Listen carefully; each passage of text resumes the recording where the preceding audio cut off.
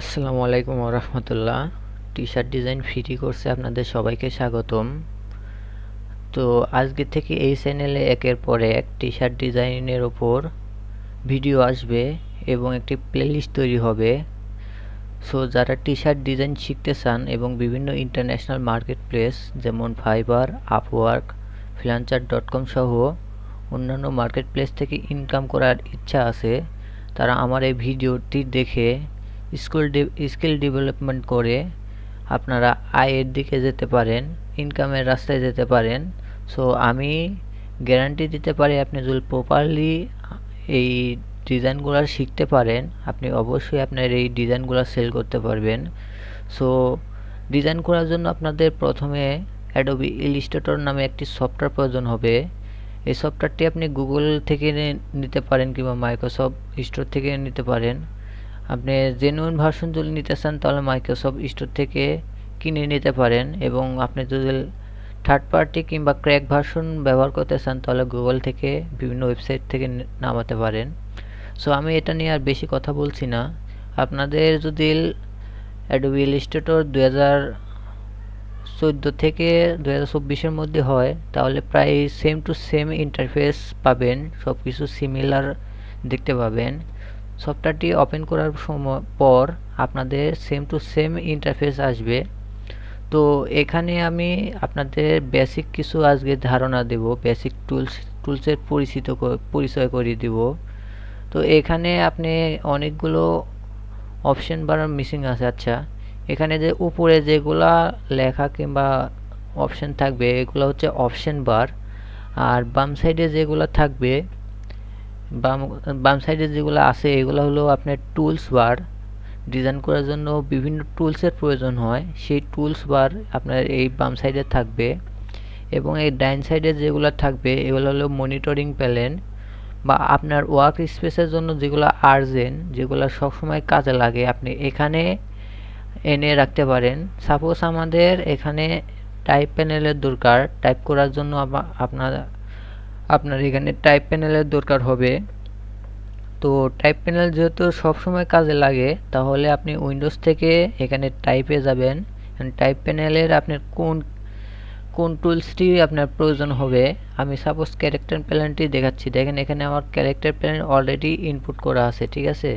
আপনাদের যে ডিজাইনের জন্য যে টুলসটি বেশি প্রয়োজন হবে আপনি এখানে সেই টুলসটি এনে রাখতে পারেন। সাপোজ এই টুলসটি আপনাদের প্রয়োজন, আপনি এখানে এসে সেই টুলসটি এখানে ইনপুট করে দিবেন, তাহলে হয়ে যাবে। তো এখানে আপনার প্রথমে অনেক অপশন মিসিং থাকতে পারে। আপনি এখানে দেখবেন সুইচ ওয়ার্ক স্পেস, এখানে একটি ক্লিক করলে এখানে দেখবেন আপনাদের এসেনশিয়াল, এটা অটোমেটিক থাকতে পারে। আপনি যদি টাইপোগ্রাফির জন্য ডিজাইন করেন কিংবা টাইপোগ্রাফির জন্য কাজ করেন তাহলে এখানে টাইপোগ্রাফি এই অপশানটা সিলেক্ট করবেন, তাহলে আপনার টাইপোগ্রাফির জন্য যত রকম টুলসের প্রয়োজন সবগুলো এখানে আসবে। আর আপনি যদি পেন্টিংয়ের জন্য করেন তাহলে এখানে পেন্টিং দিবেন, তাহলে আপনার পেন্টিংয়ের জন্য যত রকম টুলসের প্রয়োজন আপনি এখানে পেয়ে যাবেন। আর আপনি যদি এখানে মনে করেন পেন্টিংটা সিলেক্ট করে আপনি এখন অন্য বিভিন্ন টুলস এলোমেলো করে ফেলেছেন, সেই টুলসগুলো আপনি আগের অবস্থায় নিয়ে যেতে আপনি আবার এখানে যাবেন, যা এখানে রিসেট পেন্টিং এটা দিবেন, তাহলে আপনার আগের মতো হয়ে যাবে। আমি সাজেস্ট করব এখানে আপনি যেহেতু ডিজাইনের জন্য কাজ করবেন সেজন্য আপনি এসেনশিয়াল ক্লাসিক এটা চুজ করে রাখবেন। আচ্ছা, এখন আপনাদের বেসিক টুলস সম্পর্কে ধারণা দিব। আপনারা এখানে যে কোনো অবজেক্ট কিংবা যে কোনো এলিমেন্টস সিলেক্ট করার জন্য এখানে সিলেকশন টুলের প্রয়োজন হবে। আচ্ছা, এটা কিভাবে কাজ করে, সাপোজ আমি একটা অবজেক্ট ড্র করলাম, অবজেক্টে একটা কালার দিলাম, দেখুন এটা একটা অবজেক্ট কিংবা শেপ। আপনি এই শেপটাকে সিলেক্ট করার জন্য এই সিলেকশন টুলটা আপনার প্রয়োজন।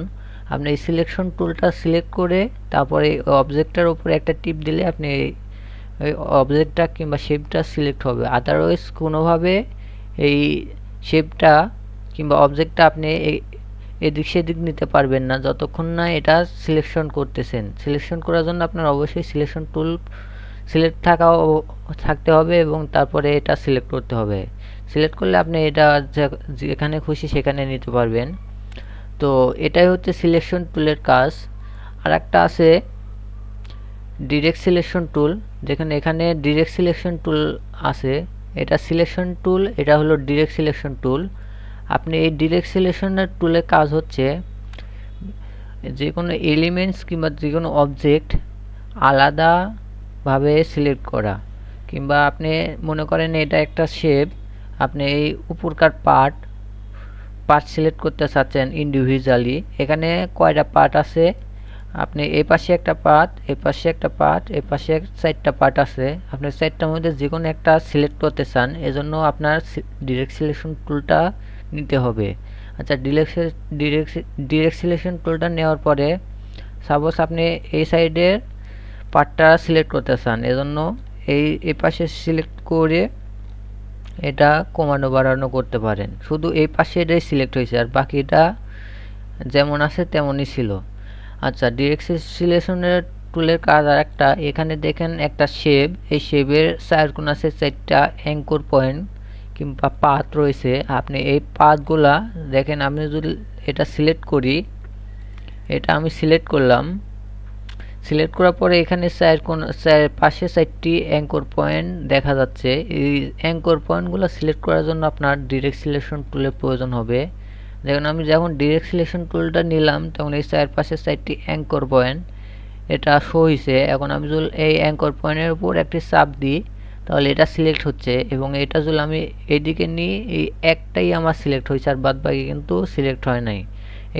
এটাই হলো আপনার ডিরেক্ট সিলেকশন টুলের কাজ, মানে ইন্ডিভিজুয়ালি যে কোনো জিনিস সিলেক্ট করা। ঠিক আছে। আর একটা এখানে আছে গ্রুপ সিলেকশন টুল। এই গ্রুপ সিলেকশন টুলের কাজ হচ্ছে, সাপোজ দেখেন এখানে একটা শেপ, আমি আরও কয়টা শেপ ড্র করে নিচ্ছি। আচ্ছা, আমি এগুলা কালার একটু আলাদা করতে পারি। আমি এই কালারটা দিলাম।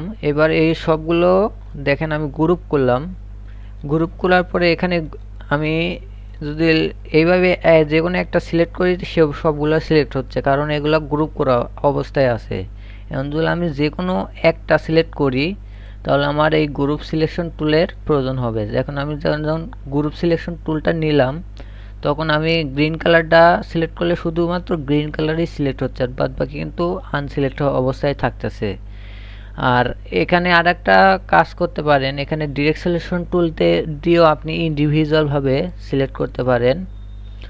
আবার গ্রুপ সিলেকশন টুল দিয়েও ইন্ডিভিজুয়াল মানে আলাদাভাবে সিলেক্ট করতে পারেন। এটাই হচ্ছে গ্রুপ সিলেকশন টুলের কাজ। নিচে আর একটা আছে লেসকো টুল। এই লেসকো টুলের কাজ হচ্ছে, আপনি এটা আনগ্রুপ করি, দেখেন লেসকো টুলের কাজ হচ্ছে আপনি যতখানি এরিয়া ড্র করবেন শুধুমাত্র ততখানি এরিয়াই সিলেক্ট হবে। দেখেন আমি এতখানি এরিয়া ড্র করলাম, এতখানি এরিয়াই সিলেক্ট হয়েছে। আমি যদি সব একলগে ড্র করি তাহলে সব একসাথেই সিলেক্ট হবে। আমি যদি এই আলাদাভাবে 3টা ড্র করি তাহলে এই 3টাই সিলেক্ট হবে। এটাই হচ্ছে লেসকো টুলের কাজ। আর একটা হচ্ছে এটা পেন টুল। আপনি পেন টুল দিয়ে বিভিন্ন কাজ করতে পারেন, বিভিন্ন অবজেক্ট ড্র করতে পারেন, বিভিন্ন এলিমেন্টসের ডিজাইন করতে পারেন। সাপোজ এখানে পেন টুল নিলাম, আপনি চাইলে এটা আপনি এইভাবে আলাদাভাবে শেপ ড্র করতে পারেন, আপনার যেমনটা মনে চায় আপনি সেইভাবে শেপ ড্র করতে পারেন। এটা হচ্ছে পেন টুলের কাজ। আচ্ছা, তারপর নিচে আছে এখানে বিভিন্ন মানে রয়েছে, শেপ রয়েছে। এখানে রেক্টেঙ্গেল টুল পাবেন, এলিপস টুল পাবেন, পলিগন টুলস পাবেন, স্টার টুলস পাবেন, লাইন সেগমেন্ট টুলস পাবেন। এগুলো একটা এক ধরনের শেপ। আপনি চাইলে সব শেপ ডিজাইন করার সময় আপনাকে সব শিখিয়ে দেওয়া হবে। এটা হচ্ছে টাইপ টুল। আপনি কোনো কিছু লিখতে গেলে এই টাইপ টুলটা প্রয়োজন। সাপোজ আমি একটি লেখা লিখব, এজন্য আপনার প্রথমে টাইপ টুলটা সিলেক্ট অবস্থায় আর্টবোর্ডে একটি ক্লিক করলেই আমার টাইপ টুলটা লেখার জন্য প্রস্তুত হচ্ছে। আমি এখন আলাদাভাবে যে কোনো কিছু লিখতে পারি। এটাই হচ্ছে টাইপ টুলের কাজ।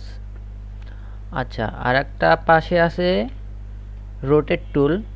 এই রোটেট টুলের কাজ হচ্ছে, দেখেন আমি এখানে একটি লাইন সেগমেন্ট কিংবা সার্কেল ড্র করলাম।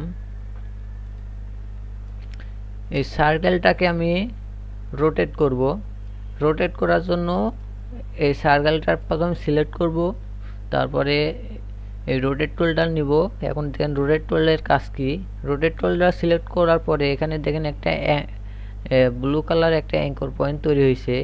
এখন এটা আমি অল বাটন আগে চাপ দিয়ে নিচে আনলাম, আনার পরে এটা ছিঁড়ে দিলাম। এখন কত অ্যাঙ্গেলে আমি রোটেট করতে চাই সেটা এখানে দিতে পারি। সাপোজ আমি 12 করে এখানে কপি দিলাম, তাহলে এটা একটি কপি হলো। যেটা আমি অল দিয়ে করলাম এটা কপি হলো। এখন Ctrl+D এটা দিলে যেটা আমি অল বাটন ধরে কপি করলাম ওইটারই ডুপ্লিকেট হবে। আমি এইভাবে Ctrl+D দিয়ে অনেকগুলা করে নিলাম। দেখেন এটা হচ্ছে রোটেট টুলের কাজ, ঠিক আছে। আর একটা হচ্ছে এটা ইরেজার টুল, ঠিক আছে। ইরেজার টুলের কাজ হলো আপনি যে কোনো অবজেক্ট কিংবা যে কোনো ডিজাইন, যে কোনো পাথকে ইন্ডিভিজুয়ালি রিমুভ করা। দেখেন এখানে আমি সবগুলো রিমুভ করতে পারি, এটা ইন্ডিভিজুয়ালি রিমুভ করতে পারে। আচ্ছা, আর একটা হচ্ছে এটা শেপ বিল্ডার টুল। আচ্ছা, শেপ বিল্ডার টুলের কাজ হচ্ছে, সাপোজ এটা একটা অবজেক্ট কিংবা এটা একটা শেপ। এই শেপ আমি আর একটা শেপ ড্র করলাম এর ওপরে। দেখেন দুই কালার দিলাম আপনাদের বোঝার জন্য। এখানে দুইটা শেপ একসাথে সিলেক্ট করলাম। এবার শেপ বিল্ডার টুল নিলাম। এখন দেখেন আমি মাউসটা যদি যে কোনো অবজেক্টের ওপর রাখি এটা আলাদা আলাদা দেখা যাচ্ছে। এবার যদি আমি মাঝখানেরটা কাটতে চাই, কিবোর্ড থেকে অল বাটন চেপে ধরে এখানে যদি মাঝখানে মাউসটা রাখি তাহলে এখানে মাউসের পাশে মাইনাস চিহ্নটা আসছে। এখন যদি আমি টিপ দিই তাহলে মাঝখানে কেটে যাবে। এটাই হচ্ছে শেপ বিল্ডার টুল। শেপ বিল্ডার টুলের কাজ হচ্ছে আপনি যে কোনো অবজেক্টকে শেপে পরিণত করা কিংবা রিমুভ করা, যে কোনো জিনিস কাটা কিংবা যে কোনো জিনিস জোড়া লাগানো। এটা হচ্ছে শেপ বিল্ডার টুলের কাজ। আচ্ছা, আর একটা আছে এখানে গ্রেডিয়েন্ট টুলস। গ্রেডিয়েন্ট টুলসের কাজ আপনি যে কোনো জিনিসকে গ্রেডিয়েন্ট কালার করতে পারেন। সাপোজ এখানে একটা শেপ ড্র করলাম, এবার আমি গ্রেডিয়েন্ট টুলসটা নিলাম। আচ্ছা, গ্রেডিয়েন্ট টুল নেওয়ার পরে এখানে দেখেন গ্রেডিয়েন্ট নামে কোনো টুলস বার আছে কি না। দেখেন এই গ্রেডিয়েন্ট একই। আমি গ্রেডিয়েন্ট অপশনটা চালু করি, তাহলে কি টাইপের গ্রেডিয়েন্ট কালার নেব এখানে সিলেক্ট করতে পারি। তারপরে এখানে ইন্ডিভিজুয়ালি কালার করতে পারি। আচ্ছা, কালার করার পরে এটাও কালার করতে পারি। দেখেন কালার করার পরে এটি আলাদাভাবে এখন আপনি চাইলে কালার এইভাবে গ্রেডিয়েন্ট করতে পারেন। তো আপনাদের ডিজাইন করার সময় আপনাদের এই গ্রেডিয়েন্ট সম্পর্কে আরও ভালোভাবে বিস্তারিত দেখিয়ে দিব। আপনি চাইলে তখন ভালোভাবে বুঝতে পারেন। আপাতত বেসিক ধারণা দেওয়ার চেষ্টা করতেছি। তো আর একটা আছে এখানে দেখেন ওয়েট টুল। এই ওয়েট টুলের কাজটা হচ্ছে, সাপোজ আমি একটা লাইন সেগমেন্ট ড্র করলাম। আমি এখানে একটি লাইন সেগমেন্ট ড্র করে নিচ্ছি, এটাকে আমি স্ট্রোক দিচ্ছি। আচ্ছা, এখন স্ট্রোক দেওয়ার পরে এখানে আমি যদি এই ওয়েট টুলটা নিয়ে যে কোনো পাথকে কিংবা যে কোনো অ্যাঙ্কর পয়েন্টকে আমি ধরে এটা মোটা করতে পারি। দেখেন একটু জুম করে বোঝাচ্ছি। এখানে এটা সিলেক্ট অবস্থায় থাকায় থাকা অবস্থায় এখানে আমি ওয়েট টুলটা নিছি, নেওয়ার পরে এখানে যে কোনো অ্যাঙ্কর পয়েন্টটা সিলেক্ট করে এটা আমি মোটা করতে পারি। মোটা করলে যে কোনো এক সাইডই মোটা হচ্ছে, বাকি সাইড কিন্তু আগে যা ছিল ওরকমই হচ্ছে। এটাই হচ্ছে ওয়েট টুলের কাজ। তো এই ছিল আজকের ভিডিওটি ভালো লাগলে অবশ্যই চ্যানেলটি সাবস্ক্রাইব করবেন এবং বেল আইকনটি অন করে দিবেন, যাতে আমি পরবর্তী ভিডিওগুলো আপলোড দেওয়ার সাথে সাথে আপনার কাছে নোটিফিকেশন যায়। তো ভালো থাকবেন, সুস্থ থাকবেন।